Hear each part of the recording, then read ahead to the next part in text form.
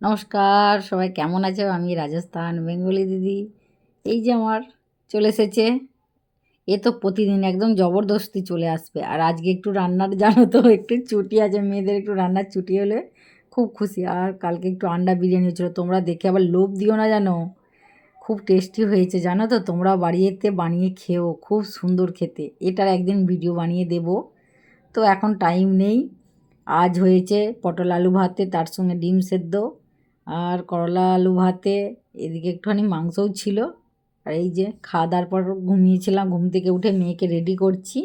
মেয়েকে নিয়ে যাব টিউশনিতে, ওখান থেকে একটু বাজারে যাবার ইচ্ছা আছে। তো প্রথমে একটু জুস খেয়ে নিই। হচ্ছে মৌসুমি লেবুর জুস। খুব গরম তো, এখানে খুব মৌসুমি লেবুর জুসটা খুব খাওয়া হয়। তার আগে একটু এদের সঙ্গে একটু আনন্দ করে নিই। এরা আর কদিন আছে, কোথায় চলে যাবে, আর কোনো খোঁজ খবর থাকবে না জানো তো। আর এই যে ক্যাট ফুড শেষ হয়ে গেছে।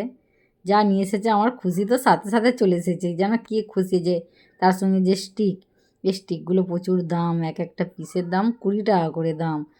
কত খাওয়াবে ওলা। আর দেখো তোমাদেরকে একটা জিনিস দেখায়, সেম এর মতো লাগছে না? তাই তোমাদেরকে একবার দেখিয়ে দিলাম যে সেম সেম এর মুখটা লাগছে।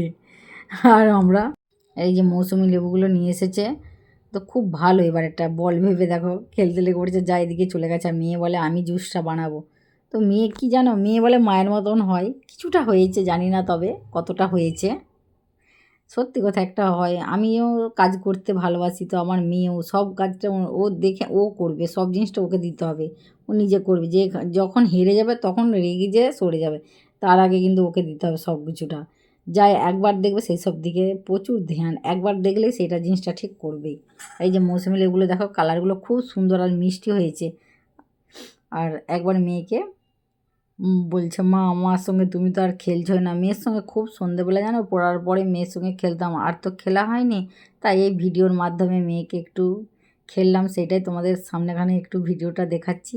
যে যেটা বাচ্চাদের সঙ্গে খেলা হয়, খুব খুশি হয়েছে। এই যে 200 টাকার নোট দিচ্ছে, নকল নোট।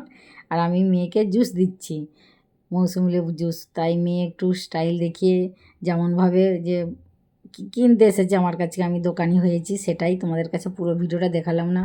আর এদিকে বড়মশাই চলে এসেছে ছাঁচ নিয়ে, মনেই নেই তার যে আমরা মৌসুমি লেবু জুস খাচ্ছি। আর আবার ছাঁচ নিয়ে এসেছে, যেটা দেশে জানো তো আমরা ঘোল বলে খুব ছোটোবেলায় কাঁদতাম বাড়িতে যখন মা খেতে দিত। আর তখন আর এখন বড়োবেলায় সেটাকে বাজারে কিনে খাচ্ছি জানো তো। আর এখানে সবাই খুব ছাঁচ খায় একদম।